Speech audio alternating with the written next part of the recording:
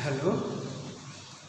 BSc second year हम लोग पढ़ रहे हैं केमिस्ट्री ऑफ ट्रांजिशन एलिमेंट्स, जिसमें आज पढ़ेंगे magnetic property of transition elements. ठीक है, अब देखिए BSc second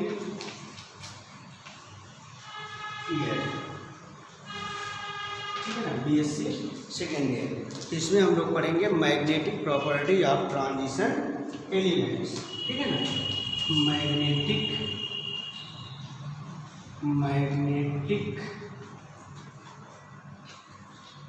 property of transition element, magnetic property of transition elements. ठीक है ना, तो ट्रांजिशन एलिमेंट्स की मैग्नेटिक प्रॉपर्टी आज हम लोग पढ़ेंगे। तो अब देखिए, आपको पता है कि जो मैग्नेटिक प्रॉपर्टी है वो डिपेंड करती है नंबर ऑफ अनपेयर्ड इलेक्ट्रॉन और पेयर्ड इलेक्ट्रॉन पर। ठीक है ना, तो अब देखिए magnetic property of transition elements.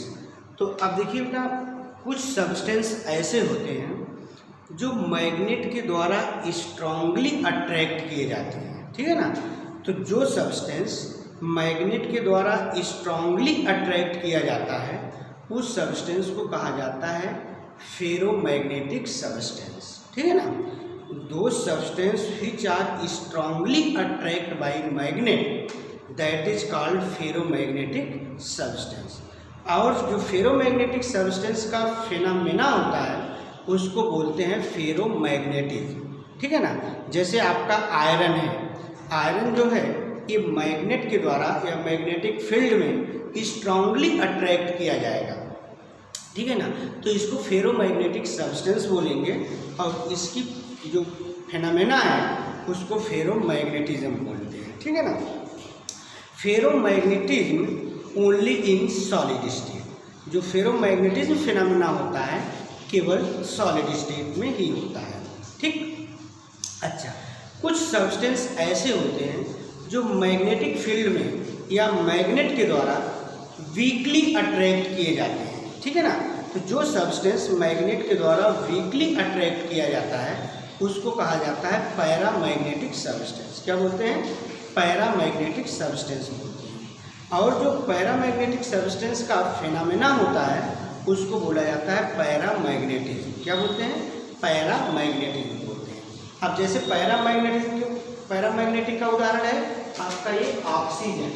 Oxygen molecule जो है पैरामैग्नेटिक है। कैसा मैग्नेटिक है? पैरामैग्नेटिक है। ठीक है ना, ये मैग्नेटिक फील्ड में या मैग्नेट के द्वारा वीकली अट्रैक्ट किया जाता है, इसलिए इसको पैरामैग्नेटिक सब्सटेंस कहेंगे। और पैरामैग्नेटिक सब्सटेंस का जो फिनोमेना होता है उसको पैरामैग्नेटिज्म। ठीक है ना, कुछ सब्सटेंस ऐसे होते हैं जो मैग्नेटिक फील्ड में या मैग्नेट के द्वारा रिपेल किए जाते हैं। ठीक है ना, रिपेल किए जाते हैं, repelled by magnet.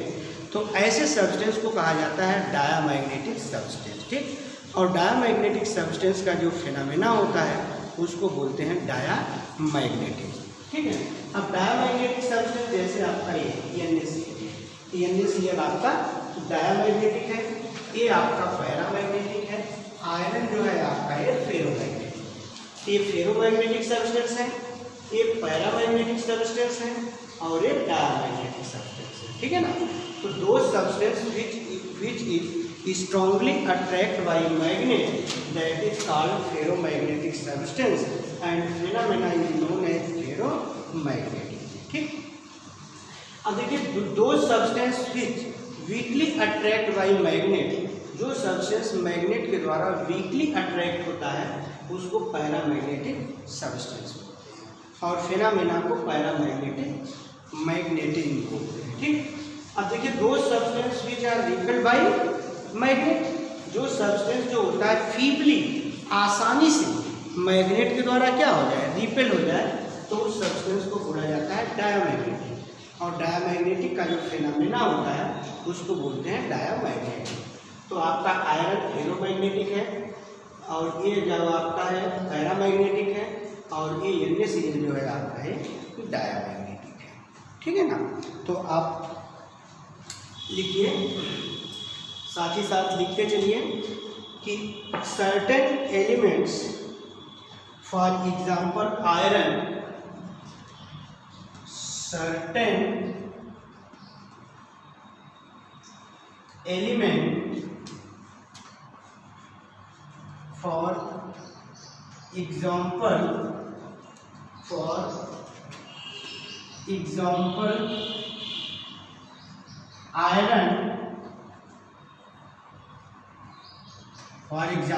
iron,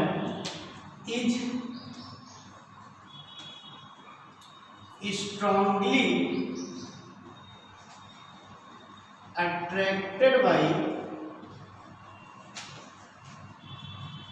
magnet, strongly attracted by magnet is called as ferromagnetic substance, is called as ferromagnetic substance। ठीक है ना। ferromagnetic substance and the phenomena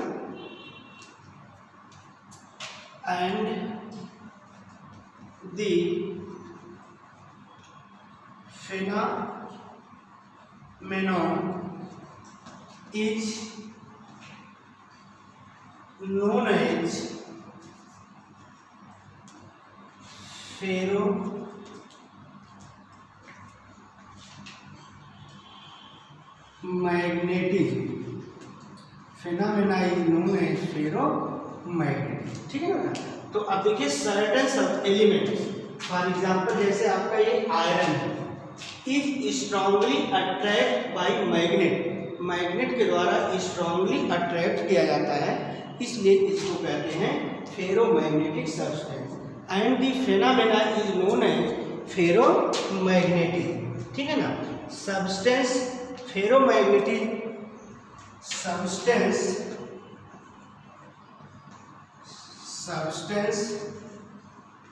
ferromagnetism only in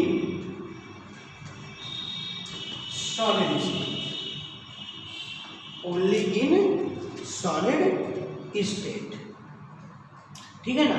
अब देखिए जो सबस्टेंस क्या बोलते हैं फेरोमैग्नेटिज्म होता है, ये किस स्टेट में होता है, ओनली इन सॉलिड स्टेट में होता है। ठीक है ना बेटा। अच्छा, अब इसके बाद देखिए those substance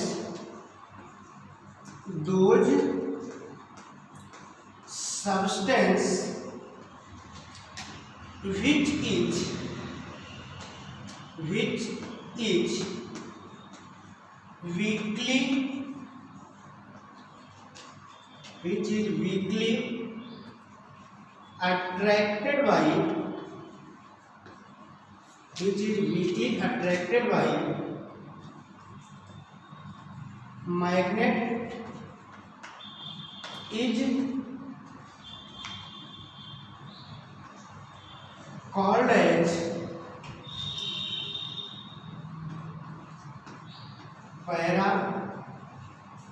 paramagnetic substance, and phenomenon is known as paramagnetism, and phenomena is known as paramagnetism। For example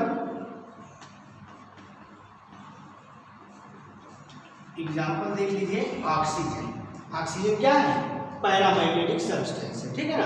अब देखिए those substance which are weakly attract by magnet is called as paramagnetic substance, and phenomena is known as paramagnetism. ठीक है ना। अब फिर देखिए next है कि there are other substance, there are other substance which is feebly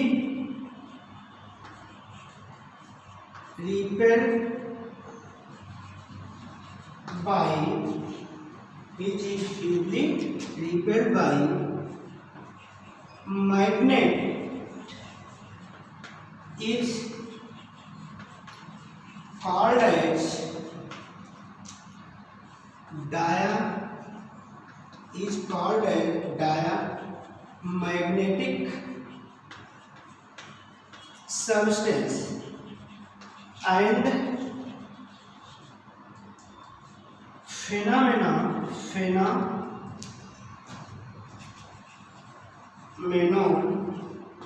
is called as diamagnetism। ठीक है ना। एग्जाम्पल आपका है NaCl, ठीक है ना। तो देखिए आपसे यही कहा गया कि जो सब्सटेंस मैग्नेट के द्वारा स्ट्रांगली अट्रैक्ट किए जाएंगे उनको फेरोमैग्नेटिक सब्सटेंस कहेंगे और उस फेनामेना को फेरोमैग्नेटिज्म कहेंगे। ठीक, जैसे आपका आयरन है। ठीक, दूसरा आपको ये बताया गया कि जो सब्सटेंस मैग्नेट के द्वारा वीकली अट्रैक्ट किया जाता है उसको कहा जाता है पैरामैग्नेटिक सब्सटेंस। क्या कहते हैं? पैरामैग्नेटिक सब्सटेंस कहते हैं। और उस फेनामेना को कहा जाता है पैरामैग्नेटिक। जैसे एग्जाम्पल में आपने देखा है ऑक्सीजन, ठीक है ना। Other elements which are repelled by magnet, other elements कुछ होते हैं जो मैग्नेट्स के द्वारा रिपेल किए जाते हैं, तो ऐसे सब्सटेंस को बोला जाता है डायामैग्नेटिक सब्सटेंस और फेनामेना को बोला जाता है डायामैग्नेटिक। ठीक है ना। अब देखिए, अब डायामैग्नेटिक सब्सटेंस आपका क्या है? NaCl। ठीक, फिर देखिए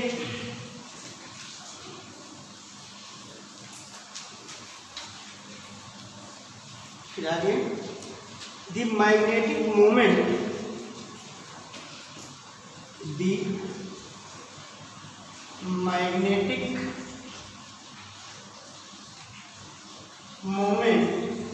म्यूएम। मैग्नेटिक मोमेंट को हम डिनोट करते हैं किससे? म्यूएम से। For n unpaired electron, for n unpaired electron, n unpaired electron are calculated by the formula, are calculated by the formula mu m is equal to हो जाएगा रूट n प्लस 2 Vm। ठीक है ना। अब where n is equal to number of unpaired electron. n क्या है? Number of unpaired electron. ठीक है ना। और Bm का मतलब होता है बोर मैग्नेटान, बोर मैग्नेटान। ठीक है ना। Bm, तो मैग्नेटिक मोमेंट की जो यूनिट है वो Bm है, जिसको कहते हैं बोर मैग्नेटान। ठीक, और n जो है कि नंबर ऑफ अनपेयर्ड इलेक्ट्रॉन है। तो किसी भी आयंस का हम जो है कि मैग्नेटिक मोमेंट कैलकुलेट कर सकते हैं। तो म्यूएम क्या है? मैग्नेटिक मोमेंट है। मैग्नेटिक मोमेंट इक्वल टू होता है root n plus 2 Bm। Bm का मतलब है बोर मैग्नेटान। ठीक है ना। ये बहुत इंपॉर्टेंट है इस पर 1 नंबर का न्यूमेरिकल आपको सवाल मिल जाता है, ठीक है ना, 1-1 नंबर के क्वेश्चन में। ठीक, अब इसमें आप क्वेश्चन लिखिए। क्वेश्चन ये है, calculate the bore magneton value. Question, calculate the bourse magneton value of Fe3+ ions. Calculate the Bohr magneton value for Fe3+ ions.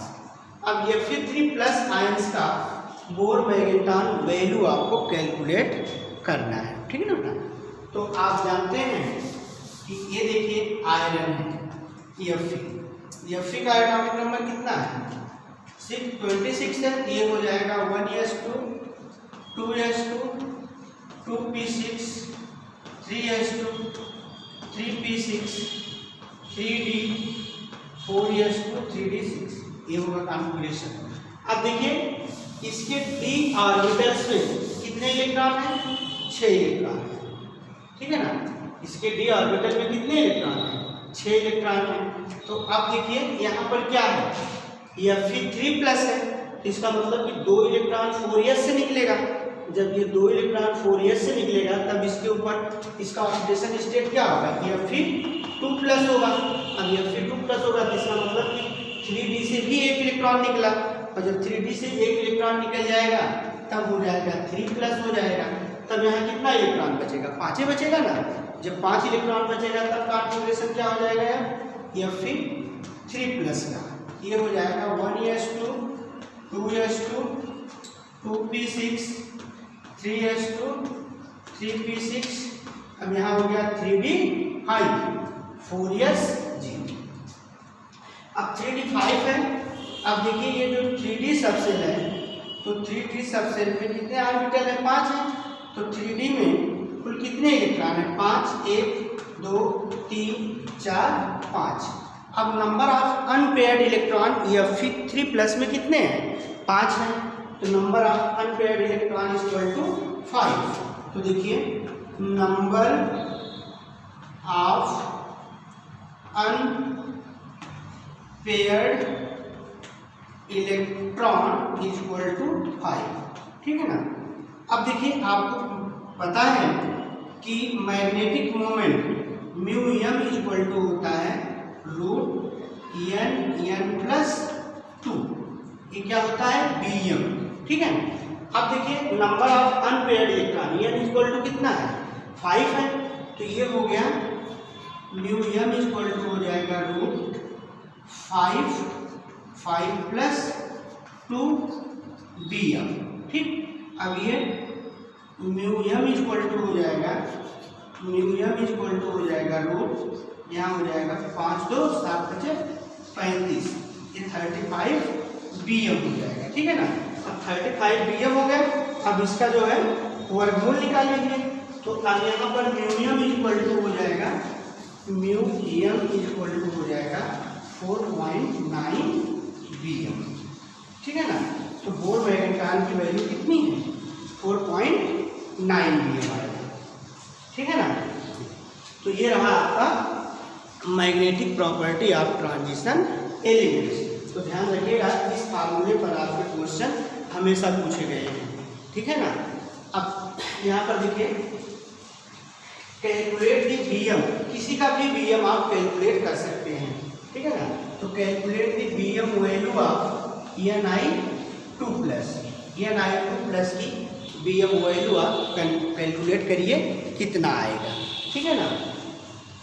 इस तरह से आपका ये मैग्नेटिक प्रॉपर्टी खत्म हो जाता है, ठीक है। Thank you.